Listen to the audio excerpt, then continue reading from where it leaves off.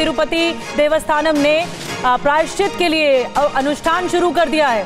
प्रसादम में पशु चर्बी विवाद के बाद ये बड़ा एक्शन लिया गया। ये बड़ी कार्रवाई हो रही है शुद्धिकरण की।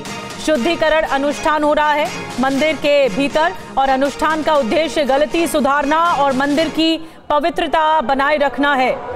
महाशांति यज्ञ का भी आयोजन किया जा रहा है।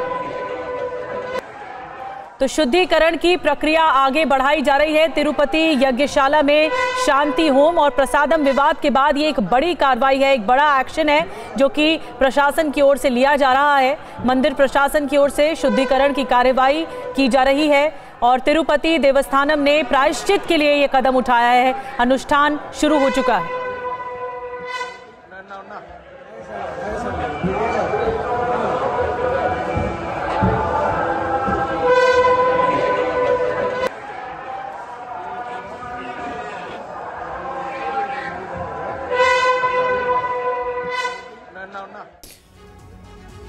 और इस मामले को लेकर एक और अहम खबर, सुप्रीम कोर्ट पहुंचे तिरुपति लड्डू मिलावट मामले में दायर याचिका की आज मेंशनिंग होगी। याचिका में मिलावट की जांच के लिए एसआईटी के गठन की मांग की गई।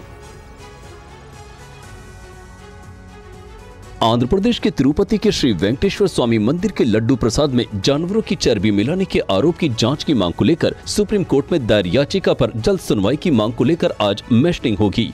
याचिकाकर्ता ने मांग की है कि कोर्ट केंद्र सरकार को इस मामले की जांच के लिए एसआईटी गठन का निर्देश दे, जिससे आस्था से खिलवाड़ करने के लिए जिम्मेदार लोगों के खिलाफ कानूनी कार्रवाई हो सके। वहीं विजयवाड़ा में आंध्र प्रदेश के मुख्यमंत्री एन चंद्रबाबू नायडू ने पूर्व सीएम जगन मोहन रेड्डी को जवाब देते हुए कहा कि समझ में नहीं आता कि वो कैसी बातें कर रहे हैं। हमारी सरकार को अभी 100 दिन भी नहीं हुए हैं, वो हमारी नीतियों की आलोचना करें तो मैं जवाब दूंगा। फर्स्ट ऑफ ऑल प्यूरिफिकेशन, प्रोक्षणम that they will conduct according to traditions, Agama Sampradayam. Second, I am ordering an inquiry, IGP level or more than that. Finally, we will prepare standard operation procedures for all temples. और इस बीच आपको बता दें कि तिरुपति मिलावट मामले को लेकर आज विश्व हिंदू परिषद वीएचपी के केंद्रीय मार्गदर्शक मंडल की बैठक है। इसमें कई मुद्दों पर मंथन होने वाला है। तिरुपति मंदिर में लड्डू प्रसाद में मिलावट मामले को लेकर विश्व हिंदू परिषद के केंद्रीय मार्गदर्शक मंडल की बैठक आज तिरुपति में होने जा रही है। बैठक में आंध्र प्रदेश और तेलंगाना के संत शामिल होंगे। इसमें हिंदू समाज के सामने की चुनौतियों और उनके समाधानों पर मंथन किया जाएगा। संपूर्ण हिंदू समाज नहीं बल्कि संपूर्ण संत समाज जो है इस घटना को लेकर के बेहद आहत है। उनके अंदर आग उठ रही है। वो जो निर्णय करेंगे उस निर्णय के हिसाब से विश्व हिंदू परिषद समाज को साथ में लेकर के आगे के आंदोलन की या जो भी कुछ रूपरेखा वो पूज्य संत बनाएंगे उस हिसाब से करेंगे। वहीं तिरुपति मंदिर प्रशासन ने देवालय की पवित्रता के लिए खास तैयारी की है, जिसके मुताबिक एक जांच पैनल स्थापित किया गया है जो सुगंध, स्वाद और बनावट के मापदंडों पर खाद्य नमूनों की जाँच करेगा। Establishing a sensory panel here which will evaluate the quality of each sample on the basis of very important parameters like aroma, taste and texture. So these parameters will be tested and it will be ranked. Tirupati Laddu प्रसादम मामले को art of living के संस्थापक श्री श्री रविशंकर ने करोड़ों हिंदुओं की आस्था पर आघात बताया और आरोपियों के खिलाफ कड़ी सजा की मांग। तिरुपति मंदिर के लड्डू प्रसाद में जानवरों की चर्बी के इस्तेमाल को लेकर उठे विवाद को लेकर आर्ट ऑफ लिविंग के संस्थापक श्री श्री रविशंकर ने कहा कि ये करोड़ों हिंदुओं की आस्था पर बहुत बड़ा आघात है। ये अक्षम्य अपराध है। इसमें प्रत्यक्ष और परोक्ष रूप से शामिल लोगों को कड़ी सजा मिलनी चाहिए। 1857 में सुना था गोमांस होने के वजह से बहुत बड़ा क्रांति हुई। उसके बाद अब तिरुपति की जो लड्डू की बात हुई, ये बहुत बड़ा आघात पहुंचाया है करोड़ों हिंदुओं के आस्था पर, उनके दिल में। जो भी इसमें शामिल है, प्रत्यक्ष और परोक्ष इसमें शामिल है, उन सबको कड़ी से कड़ी सजा होनी चाहिए। इसके अलावा उन्होंने कहा कि मंदिरों से ऐसे मामलों की देखरेख के लिए आध्यात्मिक नेताओं की एक समिति का गठन किया जाना चाहिए। मंदिरों में भी शिरोमणि गुरुद्वारा प्रबंधक कमेटी, मुस्लिम निकाय या ईसाई निकाय जैसे बोर्ड होने चाहिए जो बड़े फैसले लेने और उनकी देखरेख में सक्षम हों। तो मंदिर में पंचगव्य से शुद्धिकरण हो रहा है। तिरुपति मंदिर में शुद्धिकरण अनुष्ठान जारी है और आइए आपको बताते हैं इसकी पूरी डिटेल। ये शुद्धिकरण की जो प्रक्रिया होती है वो किससे किया जाता है और उद्देश्य क्या है। उद्देश्य है पंचगव्य यानी 5 पवित्र वस्तुओं से पूरे स्थान का शुद्धिकरण किया जाता है। पंचगव्य में क्या क्या शामिल होता है? गाय का दूध, दही, घी, मूत्र और गोबर, ये पंचगव्य में शामिल होता है जिससे शुद्धिकरण होता है। अब कहां कहां शुद्धिकरण होता है ये भी देख लीजिए। लड्डू पोटू जो कि लड्डू बनाने वाली रसोई होती है, यहां शुद्धिकरण होगा।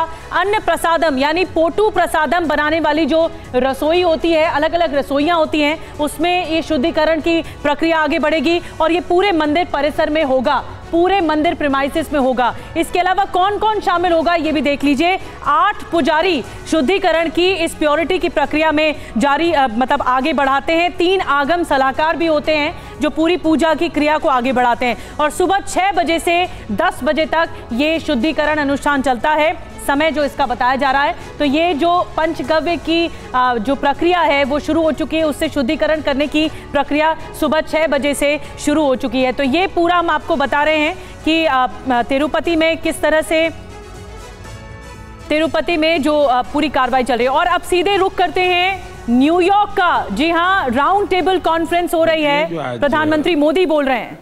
भारत के पास उपलब्ध है और आप में से बहुत एक लोग हैं जिनका भारत के साथ निकटता रही है, आपका अनुभव भी रहा है और आपने ग्लोबल लेवल पे कई जगह पे काम किया है और भारत में भी काम किया है, तो आप कंपैरिजन भी कर सकते हैं और उस कंपैरिजन में भी आप देखेंगे कि आपको +1 की पोजीशन वहां नजर आएगी और इस अर्थ में मैं इसको बड़ा महत्व मानता हूं।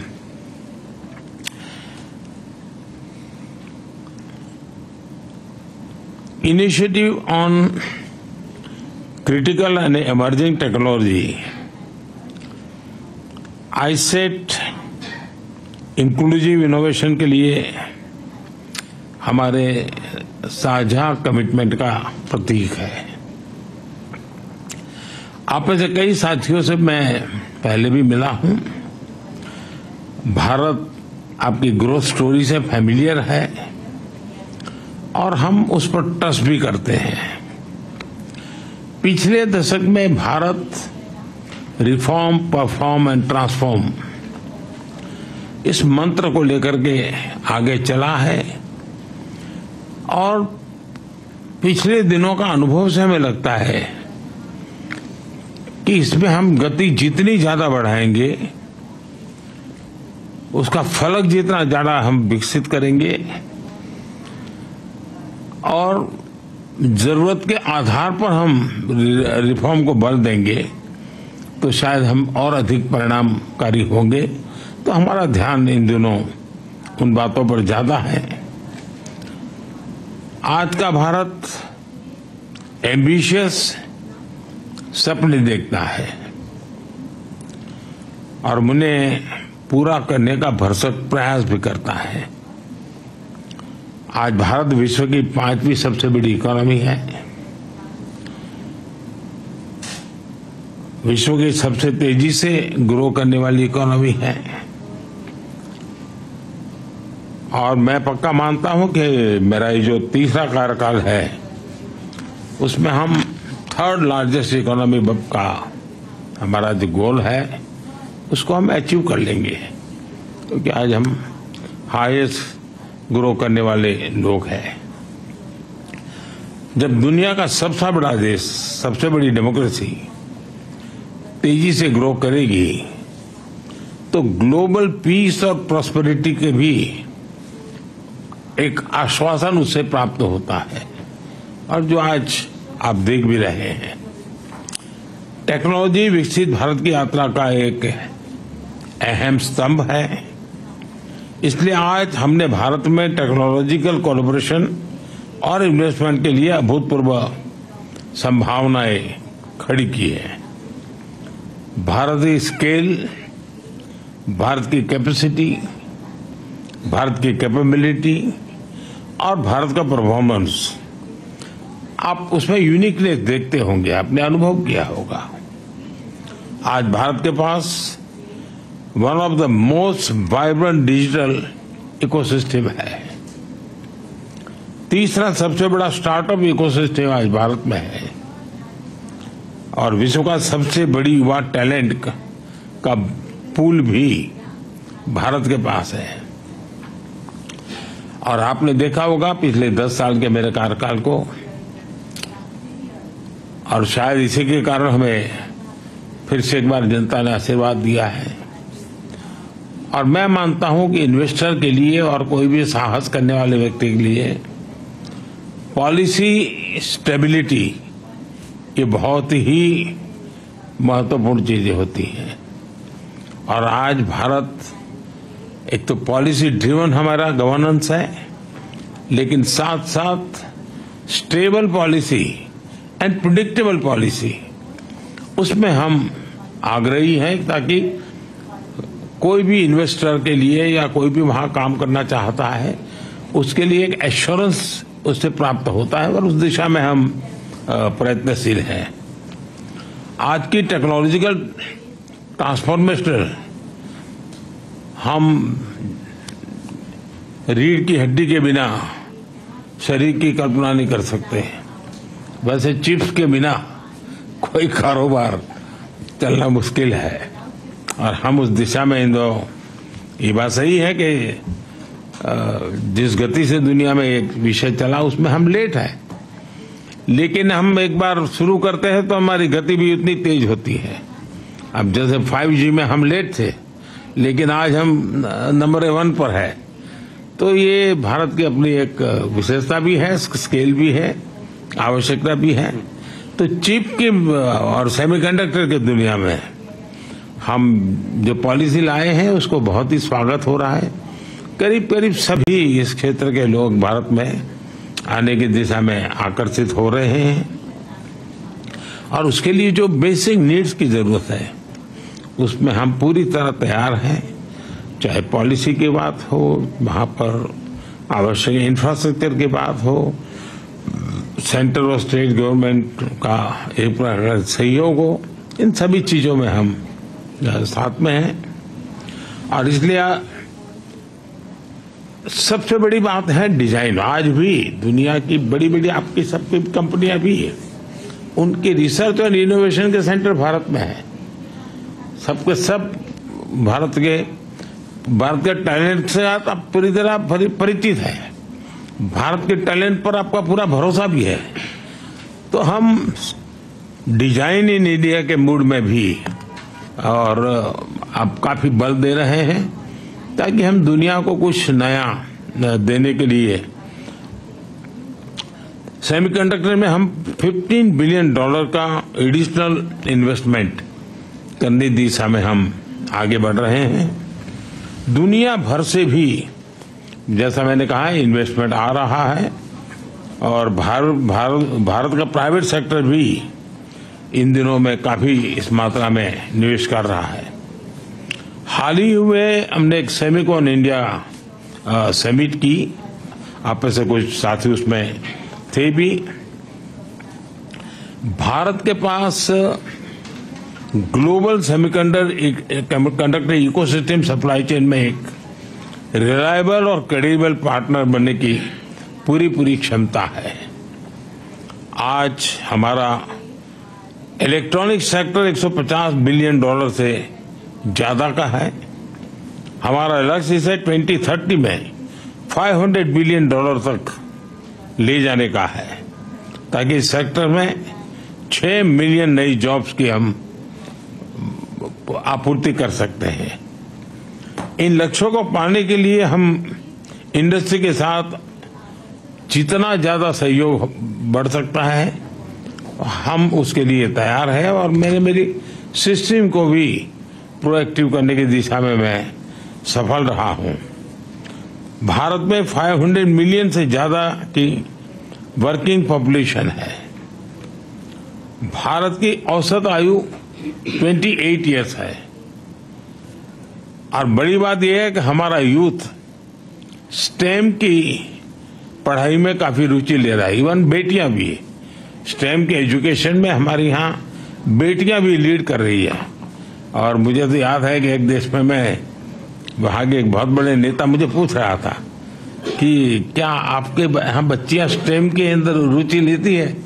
जब मैंने उनको आंकड़ा बताया तो उनके लिए सरप्राइज था कि भारत की बेटियां भी उन सारे क्षेत्रों में काफी कुछ कर रही हैं। यूथ का ट्रेनिंग एंड अपस्किलिंग, ये मैं मानता हूं कि बहुत ही फोकस रिक्वायर है, क्योंकि जिस प्रकार से टेक्नोलॉजी में अपग्रेडेशन होता ही चला जा रहा है और स्किलिंग में अगर हम अपग्रेडेशन नहीं करते हैं तो शायद हम रुक जाएंगे। तो मेरा बल उस दिशा में भी उतना ही ज्यादा है। और इंडस्ट्री 4.0 के लिए इंडस्ट्री रेडी वर्कफोर्स, वो हम एडवांस में काम करने की दिशा में आगे बढ़ते हैं। आपका अनुभव और आपकी रिक्वायरमेंट, उसके आधार पर अगर कोई हमारे पास प्रोडक्ट मिलता है कि भाई ये हमें चाहिए, तो हम उसके आधार पर काम आगे बढ़ा सकते हैं और बहुत तेजी से इसको हम बढ़ा सकते हैं। हमारा लक्ष्य 1-2 सालों में 85,000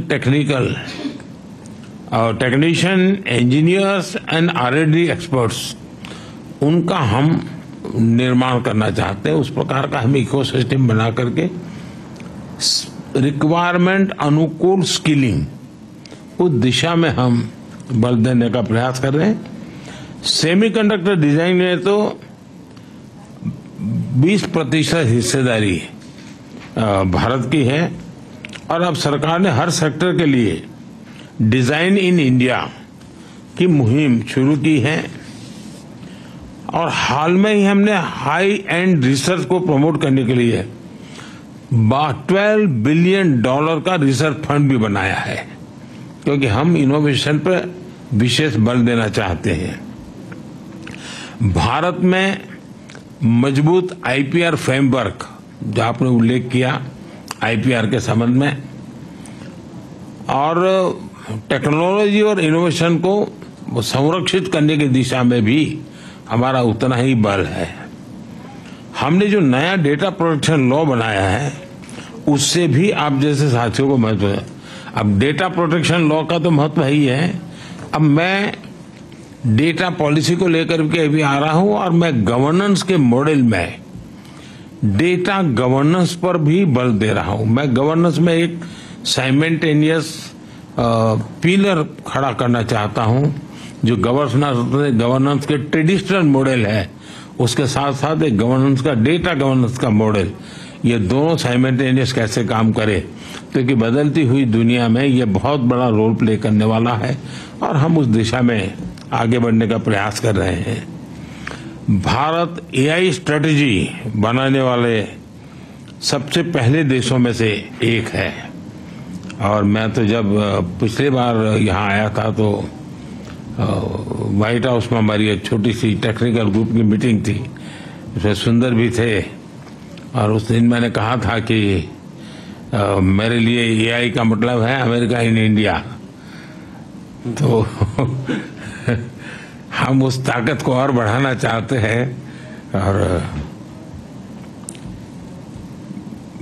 भारत ने जो टेक्नोलॉजी को डेमोक्रेटाइज करने की दिशा में जो काम किया है, वो हर प्रकार के डिवाइड को खत्म करने वाला एक बहुत ही सफल प्रयोग है, ऐसा हम अनुभव कर रहे हैं। भारत AI के रिस्पॉन्सिबल और एथिकल उपयोग के लिए भी प्रतिबद्ध है। हम G20 समिट में बैठे थे, उसमें भी एथिकल यूज ये एक सबसे बड़ा एजेंडा विषय था हमारा और उसमें मैंने एक सुझाव दिया था कि जिस प्रकार से एविएशन किसी एक देश या एक राज्य के नियमों से नहीं चलता है, पूरा aviation sector global rules and regulation चलता है। दुनिया का छोटा देश होगा तो भी उसने अमेरिका के स्टैंडर्ड से ही एविएशन चलाना पड़ेगा और अमेरिका कितना ही बड़ा देश कहने को अपनी मन मर्जी से नहीं चलेगा, उसको भी छोटे देश की पद्धतियां हैं उसको स्वीकार करना पड़ेगा। जिस प्रकार से एविएशन सेक्टर ग्लोबल गवर्नेंस बन चुका है, वैसा ही डिजिटल हमें ग्लोबल गवर्नेंस का मॉडल ही खड़ा करना पड़ेगा। किसी एक देश का governance, rules and regulation digital world के लिए चलने वाला नहीं है। और हमारे सामने मॉडल है, एविएशन सेक्टर एक सक्सेसफुल मॉडल है, सब लोग उसको फॉलो करते हैं। तो मैं G20 में इस विषय को मैंने बहुत आग्रह से रखा है, आगे भी मेरा ये प्रयास है। इतना ही नहीं, मैंने ये भी, जिस प्रकार से डीप फेक के कारण लोग आज परेशान है, तो उसके सामने भी मैंने एक कहा है कि क्यों न हम, जब तक कि समाज तैयार नहीं होता है तब तक एक वाटरमार्क, हर इस प्रकार की चीज़ों पर वाटरमार्क आना चाहिए कि AI जनरेटेड है। तो एक व्यक्ति को लगेगा भाई इस पर मैं भरोसा करूं या ना करूं। और मैं मानता हूं कि आप जैसे जो टेक्नोलॉजी का एक्सपर्ट है, मानव जाति की बड़ी सेवा होगी। ये ठीक है, एक स्टेज आने के बाद शायद जरूरत नहीं पड़ेगी, लेकिन आज हम उस स्टेज पर हैं, हमें जरूरत पड़ेगी। तो वाटरमार्क के साथ AI जनरेटेड वाटरमार्क, ये कोई भी प्रोडक्ट आएगा अगर AI टच है तो ऊपर आएगा ही, ऑटोमेटिक आएगा कि AI जनरेटेड है। उसके लिए रूल्स एंड रेगुलेशन काम नहीं करेंगे, technology will give a solution. और इसलिए मैं समझता हूँ उस दिशा में भी अगर इतने सारे ब्रेन्स यहाँ हैं तो आप जरूर कुछ न कुछ कंट्रीब्यूट कर सकते हैं। आज भारत तेजी से ग्लोबल बायोटेक पावर हाउस के रूप में उभर रहा है। और जैसा आप सब साथियों ने कहा, भारत में बायोफार्मा रिसर्च प्रमोट करने के लिए एक फर्टाइल इकोसिस्टम है। भारत में बड़ी संख्या में साइंटिफिक टैलेंट पूल तो है ही है, भारत का बड़ा और डाइवर्स जीन पूल भी है। भारत की विशालता और विविधता, ये मैं समझता हूं कि वहां एक बार कोई चीज पायोनियर रही है और उसमें प्रयोग हुए हैं तो वो दुनिया में कहीं पर भी वो लागू हो सकते। इतनी विशालता और विविधता वहां भरी पड़ी है। एफोर्डेबल रिसर्च की पॉसिबिलिटी भी है और अफोर्डेबल मैन्युफैक्चरिंग और एश्योर्ड क्वालिटी भी है। बायो सिक्योर एक्ट जो कैपेसिटी गैप क्रिएट का होगा, भारत उसे ट्रस्टेड और एफिशिएंट तरीके से पूरा कर सकता है। बायो मैन्युफैक्चरिंग को बूस्ट करने के लिए हम बायो E3 पॉलिसी लेकर आए हैं। आपके साथ ध्यान में आया होगा, पिछले सप्ताह ही मैंने मेरी कैबिनेट में बायो E3 की पॉलिसी हम लेके आए हैं और एक बहुत फ्यूचरिस्टिक पॉलिसी हमने बनाई है। बायो E3 यानी biotechnology for economy, employment and environment, इन तीनों चीजों को लेकर के मैंने बायो E3 पॉलिसी को बल दिया है। 2030 तक भारत की बायो इकोनॉमी बढ़कर $300 बिलियन की होने की हम संभावना देखते हैं। 2025 तक भारत में 10,000 से ज्यादा बायो स्टार्टअप्स की संभावना मैं देख रहा हूं, जिसके कारण आप कल्पना कर सकते हैं ग्रास लेवल पर कितने बड़े काम की संभावना इस बायो के सेक्टर में भी होने की संभावना मैं देखता हूं। हमारा लक्ष्य है कि हेल्थ सिक्योरिटी और ग्लोबल चैलेंज के सॉल्यूशन देने में भारत लीडरशिप के रोल में हो और जिसमें आप सबका सहयोग बहुत बड़ी हमें ताकत दे सकता है। भारत प्रो प्लैनेट पीपल के अप्रोच को लेकर इंफ्रास्ट्रक्चर बना रहा है, इनोवेट कर रहा है। 2030 तक 500 गीगावाट रिन्यूएबल एनर्जी के टारगेट को अचीव करने के लिए हम एक साथ कई स्तर पर काम कर रहे हैं और इसलिए आपके लिए मैन्युफैक्चर में भी अद्भुत संभावना है। फ्रेंड्स, आत्मनिर्भर और सशक्त भारत की विकास यात्रा में आप सभी को मैं एक सहयात्री के रूप में, एक सहभागीदारी के रूप में हमेशा मानता हूं, देखता हूं और उस प्रकार से हमारी यात्रा भी रही है, आप सबका अनुभव भी है। और मुझे विश्वास है कि भारत और अमेरिका की टेक कंपनीज मिलकर ग्लोबल चैलेंजेस के समाधान से में अहम रोल निभाएगी। मेरी टीम आपके जो सुझाव मिले हैं उसको भी, और आपने जो एक विश्वास व्यक्त किया उसको भी, हम उसको बड़ी गंभीरता से लेते हुए आवश्यकता के अनुसार उसको हम फॉलो अप भी करेंगे। मेरे द्वार तो हमेशा खुले रहते हैं। मैं हमेशा एक विद्यार्थी की तरह आप सबसे कुछ सुनता हूं, सीखता भी हूं, और गवर्नेंस में उसको लाने का प्रयास भी करता हूं ताकि। तो अमेरिका के दौरे में आज आखिरी दिन है प्रधानमंत्री नरेंद्र मोदी का, और टॉप सीईओ से मुलाकात करते हुए प्रधानमंत्री। अब वक्त है टीवी 9 भारतवर्ष के खास शो इस बार किसकी सत्ता बॉर्डर से। जम्मू कश्मीर चुनाव पर यह सबसे अलग शो है। हमारे संवाददाता विपिन चौबे भारत पाकिस्तान बॉर्डर के करीब पहुंचकर मतदाताओं का मुंह टटोल रहे हैं। बॉर्डर के पास रहने वाले लोगों से जानने की कोशिश है कि वो कौन से मुद्दे हैं जिस पर घाटी वोट करने वाली है। विपिन चौबे आज वहां पर पहुंचे जहां पर अफजल गुरु का घर है, जो कभी पत्थरबाजों का गढ़ हुआ करता था, जहां उरी में कायर हमला हुआ। क्या कह रहा है बॉर्डर? सोपोर से एक्सक्लूसिव रिपोर्ट आप देखिए। बहुत स्वागत है आपका टीवी 9 भारतवर्ष पे। मैं हूं आपके साथ विपिन चौबे, और इस बार सत्ता किसकी है बॉर्डर के इस खास शो में हम पहुंच चुके हैं जम्मू कश्मीर के सोपोर इलाके में, जो कि अपने आप में सीमावर्ती इलाका है। 10 साल बाद जम्मू कश्मीर में चुनाव हो रहे हैं। चुनाव को लेकर जम्मू कश्मीर के लोग बहुत ज्यादा उत्साहित हैं। हम बॉर्डर्स के अलग अलग इलाकों में जा रहे हैं, लोगों से मिल रहे हैं, मुलाकात कर रहे हैं, जम्मू कश्मीर के मुद्दों को जान रहे हैं, इरादों को समझ रहे हैं, नेताओं को लेकर पसंद नापसंद क्या है, और इस बार जम्मू कश्मीर किसकी तरफ जा रहा है इस नब्ज को टटोलने की कोशिश कर रहे हैं। लिहाजा आज सोपोर के अलग अलग इलाकों में, ग्रामीण से लेकर शहरी के इलाकों में चलेंगे, लोगों से मुलाकात करेंगे, जानेंगे उनकी राय, और ये जानने की कोशिश करेंगे कि 10 साल बाद जम्मू कश्मीर में किस पार्टी की हो रही वापसी, किस नेता को जनता कर रही है पसंद, और इस बार किसे सत्ता से बाहर रखने का बना चुकी है प्लान। तो ले चलता हूं आपको सोपोर के अलग अलग इलाकों में, जानेंगे जनता की राय।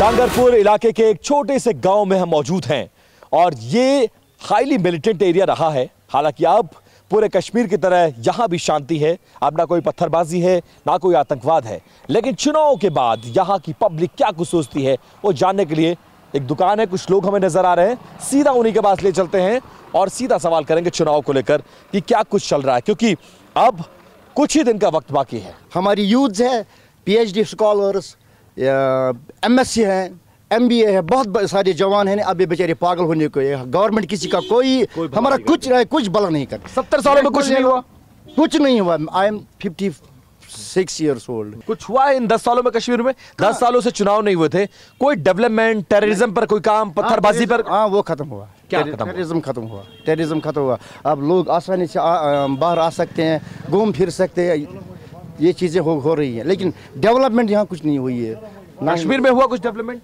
कहाँ हुआ? मैं तो अपने एरिया की बात कर रहा हूँ, कुछ नहीं। मैं आपको अपनी बात बताऊँ, मेरे जहाँ पर मेरा घर है वहाँ पर एक छोटा सा कलवर्ट बनाना था, वो नहीं बना।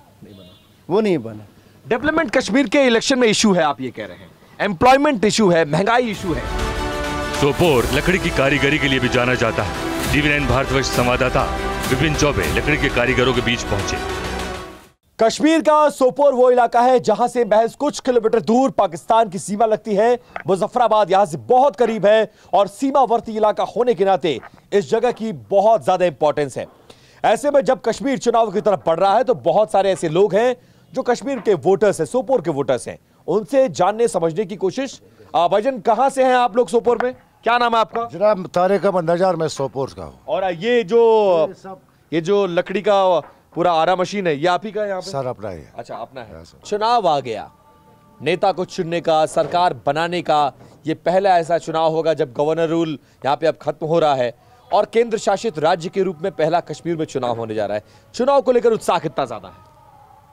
चुनाव में यहाँ उत्साह ज्यादा नहीं है। ज्यादा नहीं? क्यों, वजह क्या है? मेरे लिहाज से क्योंकि जो नेता यहाँ पे खड़ा हुए हैं वो हमें पिछले 70 साल से वही नेता देख रहे हैं, उन्होंने कोई काम नहीं यहाँ किया। 70 साल में कश्मीर में कोई काम नहीं हुआ? मेरे लिहाज से ऐसा कोई काम नहीं हुआ। इस बार आप पहली बार वोटर हैं, तो आपके कंधों पे जिम्मेदारी पड़ी है। क्या लग रहा है, किस पर वोट होना चाहिए? कौन सा नेता अच्छा है? कौन कश्मीर के लिए काम करेगा? क्या चल रहा है कश्मीर में? कश्मीर में तो अभी कुछ नहीं चल रहा है। देखेंगे हम किसको वोट डालेंगे। किसको वोट?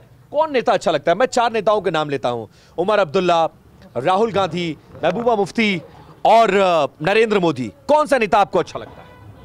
ऐसे तो लग रहा है मुझे राहुल गांधी। राहुल गांधी, हाँ। राहुल गांधी आपको अच्छे लगते हैं? हाँ। क्या बात उनकी अच्छी लगती है आपको? जो उन्होंने वादे किए, हाँ, वो बोल रहे थे हम करेंगे, वो करेंगे, ये करेंगे, तो हम देखते हैं क्या करेंगे वो। सालों में कुछ हुआ कि नहीं हुआ? कैसे? सिर्फ 10 सालों में सिर्फ रोड बन गया। रोड बना? हाँ, रोड। अच्छा, डेवलपमेंट हुआ? डेवलपमेंट हुआ, ये बात सत्य है? इसमें किसी की कोई लाग लपेट तो नहीं है ना? क्या क्या डेवलपमेंट में क्या? यहाँ तक कि ये रोड है ना, ये कंप्लीट हुआ है तकरीबन 10 सालों में। इसे मैग्नम डाला है। ये जो गवर्नमेंट मीटर वीटर लगाते वो बात है, डेवलपमेंट हुआ है। डेवलपमेंट हुआ। तो डेवलपमेंट के लिए कश्मीर की जनता जो है, एक चीज का मसला है, चावल का मसला है। चावल देता है 10 किलो 5 किलो, वो इसमें हम चलता है। हाँ, राशन जो फ्री वाला राशन है। नो, फ्री आप चाहते हो कि उसको बढ़ाया जाए? हाँ, जरूरी बढ़ाना चाहिए।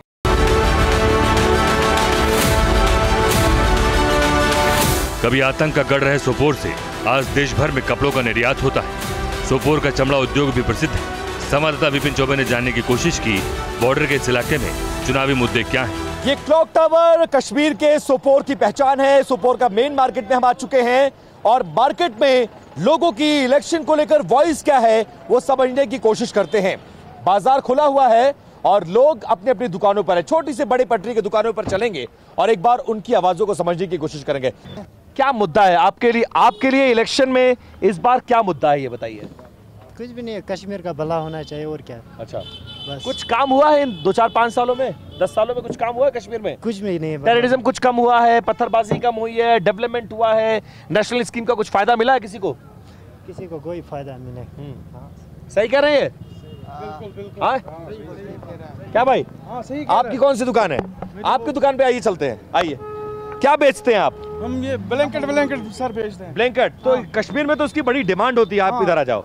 हाँ, सर्दी है ना, होती है इधर। हाँ, ज्यादा सर्दी होती तो इसीलिए हम ब्लैंकेट बेचते हैं। क्या नाम है आपका? बिलाल अहमद है मेरा नाम। बिलाल अहमद साहब, तो आपका ये ब्लैंकेट का कारोबार, ब्लैंकेट आपके बड़े खूबसूरत है और अगर मुझे फ्लाइट से नहीं जाना होता तो मैं आपसे ब्लैंकेट खरीद के ले जाता। कोई बात नहीं, आप ले जा सकते हैं। तो सेल कैसी है, मतलब मार्केट कैसा है? मार्केट तो उस तरह नहीं है जिस तरह होना चाहिए, तो बना ही काम बना ही है। हम थोड़ा हाँ, डाउन है। अच्छा, तो आप वोट करते हैं कि नहीं करते? करते हैं, वोट करते हैं। 10 साल बाद चुनाव होने जा रहा है, एक्साइटमेंट है कि नहीं? हाँ, वो तो सही बात है सर, वो तो है वो तो है। तो क्या लग रहा है किसकी सरकार आनी चाहिए? कौन सा लीडर अच्छा है? कश्मीर का कौन भला कर सकता है? किसने काम किया है? आप लोगों ने सबकी सरकार देखी है। आपने फारूक अब्दुल्ला साहब की सरकार देखी, उमर साहब की सरकार देखी, महबूबा मुफ्ती की देखी, उनके पिता की सरकार देखी, कांग्रेस की देखी, बीजेपी का भी ये 10 साल का शासनकाल देखा। आप लोग को कौन सा नेता सबसे ज्यादा प्रभावित करता है? हमें जो लग रहा है कि कौन सा नेता सबसे कश्मीर के लिए सबसे ज्यादा काम किसने किया है? हमें लग रहा है कि जो युवा पीढ़ी है, हमें लग रहा है कि रशीद इंजीनियर कुछ कर सकता है। 10 सालों में कुछ काम हुआ इधर? इस 10 सालों में जब चुनाव नहीं हुए, धारा 370 हटी या फिर कश्मीर में प्रेसिडेंट रूल लागू हुआ 2019 के बाद, 2014 के बाद, कुछ काम हुआ है? कुछ नेशनल थोड़ा बहुत काम हुआ है। एक मिनट आपके पास थोड़ा हुआ है और बहुत ज्यादा नहीं हुआ है। अच्छा, क्या क्या हुआ कुछ बताएंगे आप? थोड़े बहुत जो सड़क के काम होते हैं या क्लॉक टावर या वॉशरूम, यही हुए थोड़े बहुत। हाँ, बस। टेररिज्म खत्म हुआ है? हाँ, वो तो सही बात है। हाँ, पत्थरबाजी खत्म हुई। आयुष्मान कार्ड लोगों का बना यहाँ कश्मीर के लोगों का? वो तो ठीक है। किसानों को 2000 पेंशन मिल रही है? बराबर मिल रही है। गैस मिल रहा है? गैस मिल रहा है? कैश भी मिल रहा है। शेख साहब, क्या है चुनाव का माहौल, क्या है ये बताइए? सोपोर में क्या चल रहा है? आप लोग बॉर्डर के आसपास रहने वाले लोग हो, बॉर्डर में क्या परिवर्तन है? पहले बॉर्डर में डर लगता था या अब डर लगता है बॉर्डर के इलाकों में? पहले ही डर लगता था, आज डर नहीं लगता है। अब नहीं है?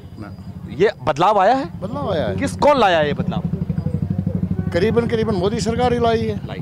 हमारे आज तक कितने हुकूमत आ गए, इतने मिनिस्टर आ गए, इतने एमएलए साहब आ गए। इस वक्त वोट लेते हैं एमएलए, फिर अपने आगे आने नहीं देते हमको, फिर बोलते हैं बाद में हमें, हम आपको नहीं जानते हैं, वो नहीं जानते हैं। जहाँ फॉरेन कंट्री में है, अमेरिका है, उधर वोट का वैल्यू है। अमेरिका में वोट का वैल्यू इतना 32 स्टेट है इंडिया, उधर तो वोट का वैल्यू है। यहाँ कुछ फ़ायदा ही नहीं है हमारा। इन्होंने बोला सोपोर में दे देंगे डिस्ट्रिक्ट, वो भी नहीं दिया। और अस्पताल का पोजीशन देखो आप, वहाँ भी कोई अच्छा इंतजाम नहीं है। नेता कौन अच्छा है ये बताओ? नेता हमारा लग रहा है सबसे अच्छा फारूक अब्दुल्ला, तो नेता अच्छा ही नहीं है। ये तो साहब अच्छे नहीं है। नहीं, वो अच्छा नहीं है। अच्छा कौन है ये बताओ? अच्छा सबसे बड़ा है मेरे ख्याल से, सबसे बड़ा अच्छा हमें था राहुल गांधी साहब।